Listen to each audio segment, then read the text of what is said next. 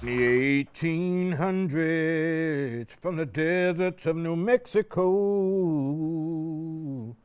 came a brand new soldier. Indians called him Wild Buffalo. If you go to most museums, we talk about content. But when you come here, we talk about context. You take each item and you build some type of story that makes it real. When you go to most other museums, they have a little thing on a big wall. And here we have a lot of things on a little wall. He was a buffalo soldier. This is the first of many sights to take in at the Buffalo Soldiers Museum, one that curator and founder Captain Paul J. Matthews says helps illustrate the life of one of the most important groups of people in American history. At the end of the Civil War, the Army reorganized and established the first peacetime Army for the U.S. And as a part of the reorganization, they created 6 all-black units. And those units went on to become what we commonly call now the Buffalo Soldiers.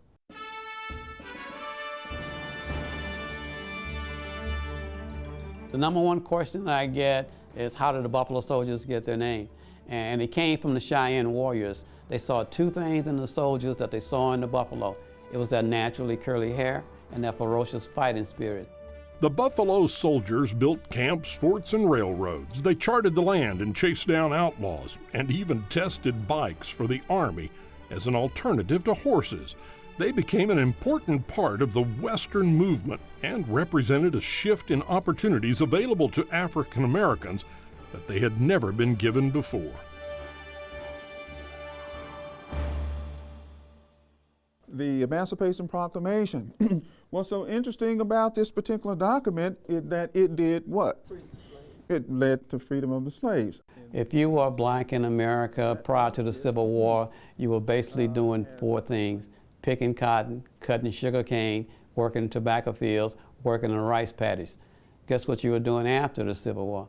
Picking cotton, cutting sugar cane, and nothing really changed. So these black men wanted an opportunity for something different, and they became soldiers.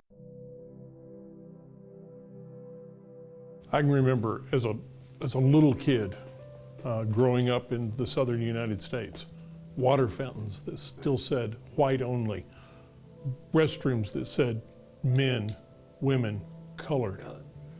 Was it like that in the military for soldiers? Oh yeah. Actually, I have a display here that shows you a sign that says white officers and colored officers. But the military, still offered a good opportunity for the black man. As a matter of fact, one of the number one question that I get from Europeans when they come here is, why did the black man stay so patriotic to America in the face of segregation, discrimination, lynching, and all the other things? And I take them back to Frederick Douglass. Frederick Douglass said at the start of the Civil War, give the colored man a uniform, a buckle with the U.S. on it, a button with an eagle on it, and a musket, and you'll make him a citizen, but you also make him a man. A lot of what you have to show and to teach here deals with the most shameful part of America's history. And it could be a negative message to these people that come in. But I don't get the feeling that it is. How do you do that? No, because we tell history the way it is, and we don't try to rewrite it. It's just, you don't put a 2015 face on an 1866, activity. This is what occurred, and these were the things that happened.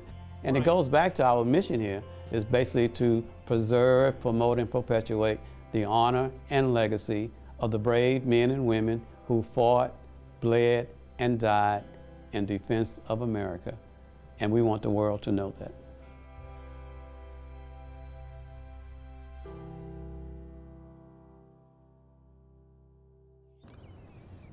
Tent hut, ready, mount.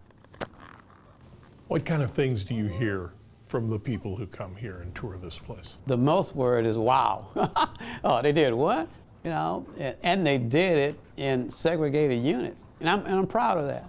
Not that they were in a segregated unit, but I'm proud that they went through it because somebody had to go through it. When I was leaving Prairie View with my lieutenant bars on, very proud, you know, but I was crossing a bridge that was built by somebody else. And when the students come through here, we make them all spiritual descendants of the Buffalo Soldier. You can be like me and 25,000 other students in the greater Houston area. It means that you made a conscious decision that you believe in the three basic principles that the Buffalo Soldier stood for. And those three principles are honor, valor, and courage.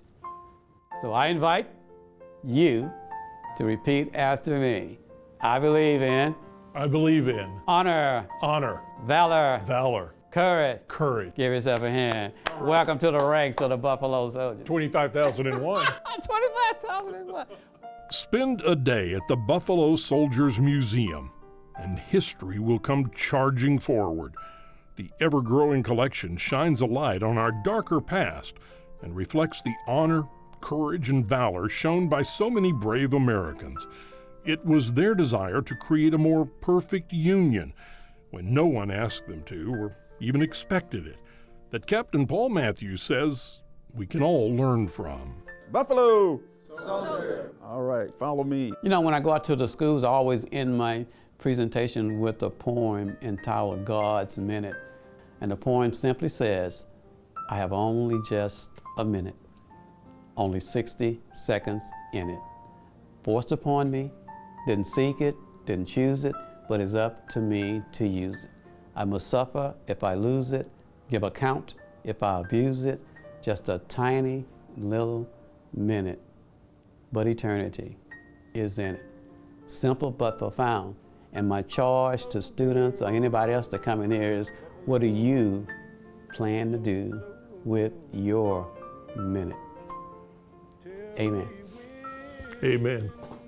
When will they call you a man? Thank you for your time and your attention today.